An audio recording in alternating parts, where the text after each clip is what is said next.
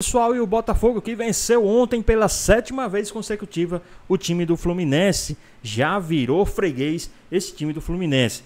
Calando, o Botafogo foi aí e calou a mídia, né? A mídia hoje tem que se render e falar bem do time do Botafogo, porque o Botafogo venceu e convenceu aí contra o time do Fluminense. Ficou interessado, quer saber tudo que a mídia falou aí e se rendendo ao time do Botafogo? Então assiste esse vídeo até o final. Olha a minha lavareda, o Botafogo venceu o clássico com gols do meu Igor Jesus, Kamehameha. Fizemos o Kamehameha lá ontem, sabia, Benê Casagrande? Eu sei, ué. E também com Savalizo. A reportagem é da Alcilene Brito. Rodou. Em campo, os dois últimos campeões da Libertadores. Duas equipes de peso no gramado do Newton Santos fazendo o primeiro clássico carioca deste ano. O Botafogo com caras conhecidas. Já o Flu, com jogadores novos como Canóbio. Primeiro jogo da equipe titular do Botafogo e o time não pareceu estar cansado. Alex Telles dá um passe para Igor Jesus, que manda um chute, mas sem direção. Pelo Flu, cobrança de escanteio de Arias e Thiago Silva cabeceia na mão de John. Serna também arrisca na área e a bola vai nas mãos do goleiro. Mais forte no jogo, o Botafogo tem facilidade e Savarino arrisca de longe. E Alex Telles manda direto nas mãos de Fábio. Segundo tempo, e o tricolor parecia que seria melhor na partida. Canóbio leva perigo nessa bola, mas o alvinegro quem iria mandar no jogo. E após bela jogada que começou lá em John, Lobato fica cara a cara com o gol, mas Fábio consegue impedir. Só que Igor Jesus estava lá para aproveitar e abrir o placar. O Botafogo queria mais. Savarino cobra escanteio, mas Fuentes tira. Mudanças no Fluminense, o jovem Riquelme é derrubado por Alex Telles e o árbitro marca pênalti. Cano vai para a cobrança e não erra. Tudo igual no Newton Santos. Riquelme ainda tem uma chance boa, mas John defende. O Botafogo responde com uma oportunidade incrível após passe de Igor Jesus, Matheus Martins desperdiça.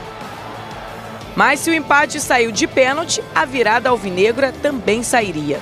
O jovem Yarlen é derrubado por Thiago Santos na área e fica para Savarino ir para a cobrança e marcar o gol para incendiar a torcida. Mais alterações no Fluminense, mas sem sucesso. A noite mesmo era de Botafogo. Igor Jesus dá essa pancada para ótima defesa de Fábio, mas o resultado já estava garantido. O primeiro jogo da equipe titular do Botafogo terminou como 2024. Com vitória no Newton Santos e mostrando que a equipe está preparada para os grandes desafios que tem pela frente, como a Supercopa do Brasil no domingo. E ainda manteve a invencibilidade de mais de 2 anos sem perder para o Fluminense.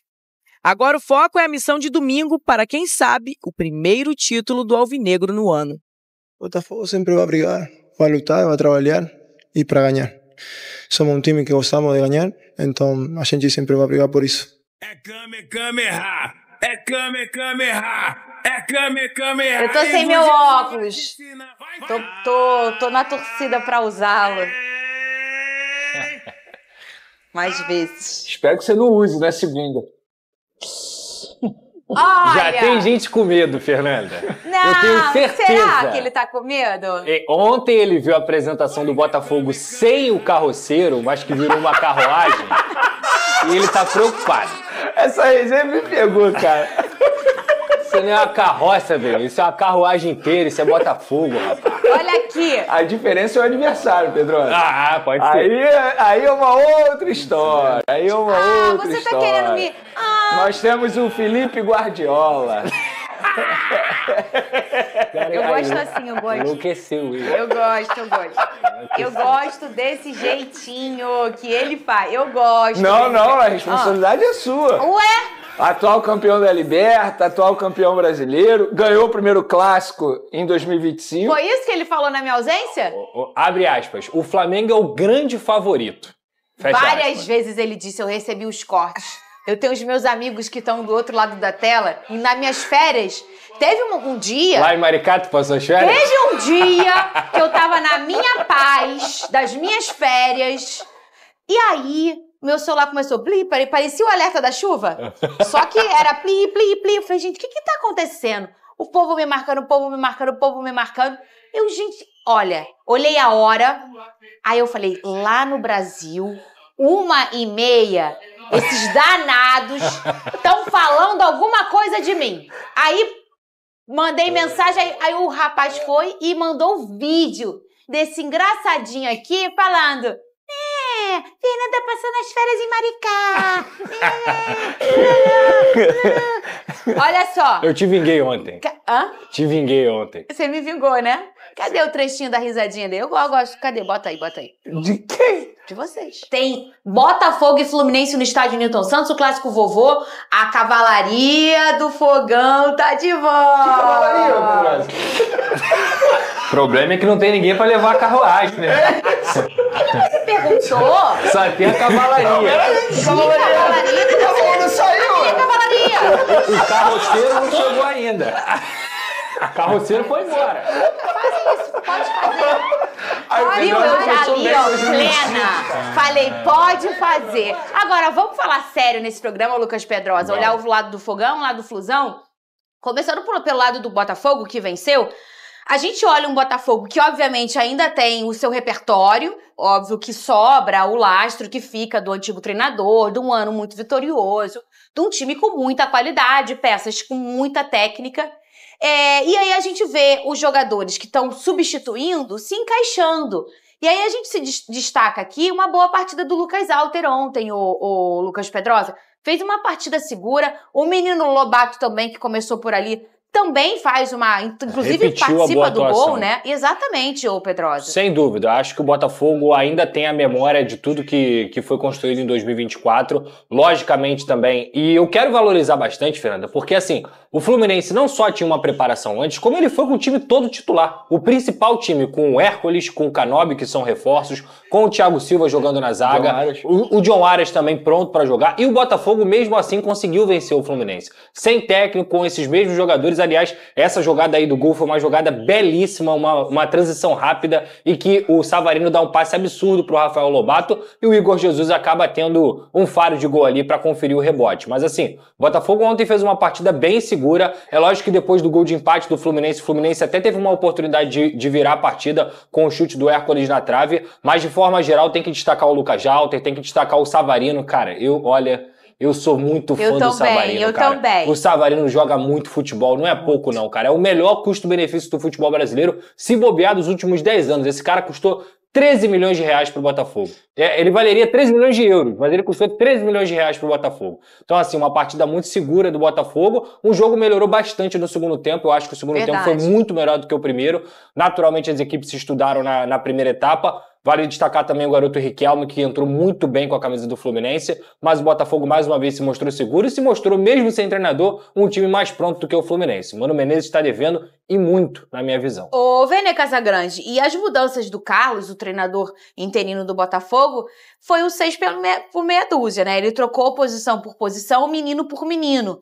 Ele tira o Lobato e bota o Yarlen, que também entrou muito bem. Ele põe o Cuiabano no Alex Telles, ele bota o Vitinho no Mateu. A gente não viu uma mudança muito grande na estrutura do Botafogo, né? O Botafogo vai realmente com o repertório que lembra. Agora, sabe, ô Pedrosa, eu não sei se você percebeu, e você também, Vene, mas sabe o que pra mim ficou muito distante do que tinha em 2024? As bolas paradas do Botafogo. O Arthur tinha um treinador específico para isso. Sim. E ontem nos escanteios, que era um momento de muito perigo do Botafogo, já foi uma coisa menos perigosa, Vene Casagrande. Natural, né? Mas, Fernandinha, em relação ao Botafogo, eu vou ser bem sincero com você, eu não esperava uma grande mudança, não. Até porque estamos falando de um treinador interino e que ele nem teve muito tempo para trabalhar com esse atual elenco. Mas a gente pôde ver um Botafogo ainda com uma memória tática do time de 2024. Sim. Inclusive, essa jogada que o Pedrosa mencionou é algo que acontecia muito em 2024. Agora, sobre o Fluminense, esse jogo, além da derrota e continuar o tabu, são 7 jogos sem vencer do Botafogo, mostrou muito um problema que o Mano Menezes terá daqui pra frente. Qual, Vene? Achar um armador, porque ele perdeu o Paulo Henrique Ganso E também perdeu o Renato Augusto, que teoricamente poderia fazer esse papel eventualmente. Ele até tentou botar o John Ares para fazer essa função, mas não é a do John Ares. E aí, com certeza, esse clássico expôs isso para o técnico Mano Menezes. Essa vai ser a maior dificuldade dele, encontrar um homem que possa fazer esse papel que o Ganso fazia, que é muito difícil. Estamos falando de um cara que é craque, que é muito inteligente. Ele vai precisar encontrar uma alternativa, porque ontem, para mim, o grande problema do Fluminense foi justamente esse. Não tinha um cara ali para pensar e criar as jogadas. Repito, o John Ares, que foi a estratégia do Mano Menezes, acabou não dando certo. E o Botafogo apresentou aquilo que eu imaginava que fosse apresentar. Um curto espaço de tempo para preparação, mas uma memória tática ainda do time de 2024. Poderia ter sido mais, hein? Sim, poderia ter sido mais, concordo. E poderia também, a gente tem que ser bem justo aqui, a gente não tem um representante do Fluminense, mas a gente fala pro futebol carioca, o lance do Barbosa no Canóbio, aquilo ali foi um pênalti, né? O placar ainda estava 0-0. Foi ali nos 10 minutos, mais ou menos, ali do primeiro tempo, um pouco mais, né? Quem apitou o jogo? Foi o Bruno Arleu. Mas olha aqui. Também teve... Árbitro e piloto de avião, você tem que esperar para elogiar. Mas também teve um lance, por exemplo, acho que foi do Serna. Ele toma um amarelo e no lance seguinte, um pouco depois... Era pra ele tomar outro amarelo e o Bruno deu uma segurada no segundo amarelo também. Assim, o Fluminense, ele até... Eu achei... Você acha que o Botafogo... Que o placar é mentiroso? Não, o Botafogo teve um amplo domínio, não, mas que dominou o Flu? Não, foi um jogo equilibrado, cara. Foi um jogo equilibrado, com chances pros dois lados. Eu falei aqui, o Hércules coloca uma bola na trave quando o jogo tá 1-1 ainda. Isso aí. E o Fluminense tinha crescido naquele momento justamente pela entrada do Riquelme. O Riquelme faz uma jogada pela ponta que ele chuta também, passa perto do gol do John. Enfim, o Fluminense cresceu depois que ele fez o gol, depois que ele empatou a partida. E apesar dos erros que você citou, pra mim os dois pênaltis foram pênaltis, tá? Eu também achei. Tanto o do Yarlen quanto o do Alex Telles do Riquelme. O próprio Alex sabe. Exato. Ele já levanta, ele levanta com as mãos no rosto, ele tenta recolher a perna e ele até posta uma coisa pro Savarino, porque o Savarino depois faz o gol de pênalti, agradecendo ali. Olha aí, esse é o lance do Alexander Barbosa no Canóbio. É indiscutível. Pênalti, isso aí né? não tem como. Não dá pra discutir. Isso aí é pênalti. E nesse momento aí tava 0-0 ainda. Sim. Aí é o que a gente sempre fala. Uma escolha, uma mudança tão brusca como um pênalti pode mudar o enredo de qualquer jogo, gente. Então aí é o si do futebol que não joga, né? Mas ali realmente, na minha opinião, acho que dos meninos também foi pênalti. E depois a gente não vai ter esse lance. Um lance que o Serna já tinha... E o Fábio absurdo novamente. Agarrou muito. Tá louco como joga, cara. Com 44 anos. Agarrou muito. A bola do menino Lobato... na verdade, não foi que o menino não soube finalizar, é porque era o Fábio no gol. Ele bateu cruzado bem, ele bateu rasteiro. O Fábio foi firme, ele é um goleiraço, né? Teve a bola do Igor Jesus também de canhota, que ele pegou praticamente cara a cara, né? Como que ele pega aquela bola? Teve um lance que ele errou, que ele demorou a sair. Lembra desse lance? E ele vai tentar pegar a bola, o Savarino aperta ele, e eu falei, eita, Fábio. E mesmo quando ele erra, ele consegue se corrigir assim em seguida. Ele é um goleiraço. E assim, um goleiraço há muitos anos no futebol brasileiro, né? Vale mencionar a presença do Dorival Júnior, né? Técnico da seleção brasileira no estádio. O Dorival tava lá assistindo a quem? O que vocês acham? Igor Jesus. Thiago Silva, por que não? Não duvido nada. Thiago Silva, com a idade, você acha? Por que não? Legal. Se ele joga em alto nível no futebol brasileiro, por que não? Digamos assim. Alex Telles, com certeza. Quem a gente pode colocar Marlon aí? Freitas, talvez? Não, acho que essa posição está muito bem servida na seleção brasileira. Mas o Alex Telles e o Igor Jesus, com toda certeza. E do Fluminense, eu acho que o único que poderia ser colocado em algum tipo de observação, apesar de todo mundo saber o futebol dele, é o próprio Thiago Silva. Se o Ganso estivesse em campo, se não tivesse com problema, eu não duvido não, porque no ano passado começou um burburinho de tá na hora de trazer o Ganso de volta e tudo mais. Mas seria só uma observação que eu também acho que nessa posição o Dorival Júnior tá bem servido. De resto, não vejo Falar nada. em Alex Telles, ele tem que agradecer a Deus, né? Por não ter acontecido nada no tornozelo dele. Porque o lance foi muito pesado. É porque você tava no estádio, Eu vejo o replay depois. Mas você viu o replay? Vi na hora. Na hora eu pensei assim, nossa, lesão grave. Eu achei que ele escorregou na hora, olhando, que é longe a cabine, que foi alguma coisa no joelho. Ele ficou no chão e eu comecei a gritar, ele já levantou, meu Deus, o povo, calma, Fernanda, eu desesperada. Foi tenso. Aí eu pedi pro menino me mostrar no celular, e aí eu vi que era o tornozelo, eu fiquei enlouquecida. Aí quando ele levanta e começa a bater o pé no chão, já me deu um certo alívio. E ele posta agora com uma botinha no story, que a filha dele com a mãozinha na perna dele, falando, a minha fisioterapeuta falou que tá tudo bem com o meu Deve ter sido só uma pequena entorse, né? Que aí dá uma inchada. Olha, só de não ter fraturado ali, que o lance, cara, na hora eu falei... E eu acho que o John também, por que não? O John fez uma belíssima temporada no ano passado. E, inclusive, ele estava na pré-lista, né? Na última convocação, ele estava na pré-lista. Deixa eu falar uma coisa. Já destacamos aqui o Lucas Alter no jogo, né? Destaque do Flu pra você falou o menino Riquelme. Pega teu telefone aí, fazendo favor. Pra quê? Garoto, tava um tchá-tchá-tchá aí, sabe o quê? O negócio de aí não vem mais, não quer mais ver, não quer mais vir. O zagueiro? Eu tava vendo uns negócios lá. Não vi. Eu também não tinha visto, não. Eu tava lá no estádio, aí eu já comecei a ficar, né? Tava tudo certo. Tava, não tava? Porque parece que o Neymar vai pular pro Santos, né? Estamos de volta. Futebol 316. Liga aí. Não é só isso também. Liga aí pro negócio. O cara pode jogar lá do Tiquinho Soares também, entendeu? Não, mas isso não vai. Futebol 316. Falaram que não tem como ele desistir, não pode mais desistir. Já te torcedor querendo causar. Quem que te falou? Você não fala, né? O que te falaram, garoto? Fala o troço inteiro. Eu vou ler exatamente o que a pessoa disse, então, já que você gosta. Eu vou sair porque eu vou respeitar quem é a pessoa que eu quero ver. Vai, não tem como desistir, já assinou. Só isso que a pessoa falou. Isso aí é do Jair, o zagueiro que veio do Santos e Botafogo. Isso. Não tem como desistir, já assinou. Ele queria desistir. Ele queria? Não, eu não tenho essa informação. Não! Melhor não botar ele pra jogar contra o Santos. O Neymar, vai ver o Neymar. Mas já? Não, nem assinou contrato, nem começou a treinar, nem vestiu a camisa.